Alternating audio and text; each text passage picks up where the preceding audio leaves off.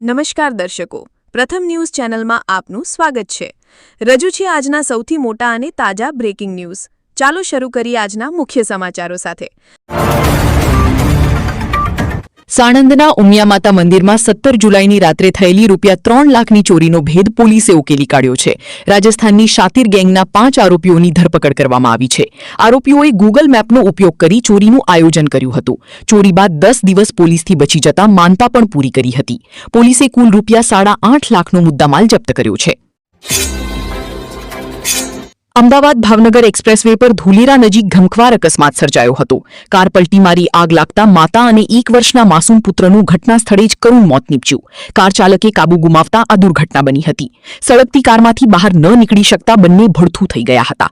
પોલીસે ગુનો નોંધી વધુ તપાસ હાથ ધરી છે।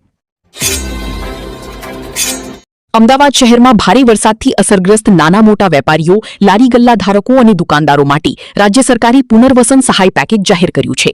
લારીવાળાઓને ₹7,500, નાની કેબિનને ₹25,000, મોટી કેબિનને ₹50,000 અને પાકી દુકાનોને ₹1 લાખની ઉચ્ચક રોકડ સહાય મળશે। ઉપરાંત ધંધો ફરી શરૂ કરવા લોન પર 3 વર્ષ માટે 7% વ્યાજ સહાય પણ અપાશે। અમરેલીથી અમદાવાદ જતી એસટી બસના ડ્રાઈવરની લાઠી અમરેલી હાઈવે પર ટોડા ગામ નજીક અચાનક તબિયત લથડતા બસ રોડ નીચે ઉતરી ગઈ। સવારે 9:30 વાગે ઉપડેલી બસ ઈશ્વરિયા ગામ નજીક ખાડામાં ખાબકી હતી। સદનસીબે વીજળીનો થાંભલો આડે આવતા બસ પલટી ખાતા બચી ગઈ અને તમામ મુસાફરોનો આબાદ બચાવ થયો। ડ્રાઈવરને સારવાર અર્થે હોસ્પિટલ ખસેડાયા છે। સિહોર તાલુકાના રાજપરા સહિતના ગામોમાં સિંહ દીપડાનો ત્રાસ વધ્યો છે। ખેડૂતો અને માલધારીઓ ખેતીકામ કે પશુ ચરાવવા જતા ડરી છે।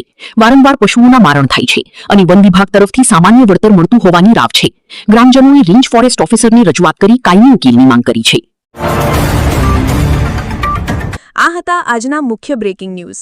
વધુ સમાચારો અને અપડેટ્સ માટે જોતા રહો તમારા ન્યૂઝ ચેનલ। અમને સબસ્ક્રાઇબ કરવાનું ભૂલશો નહીં અને બેલ આઇકન દબાવો જેથી તમને નવા વિડીયોની નોટિફિકેશન મળતી રહે। ફરી મળીશું નવા સમાચારો સાથે। શુભકામનાઓ।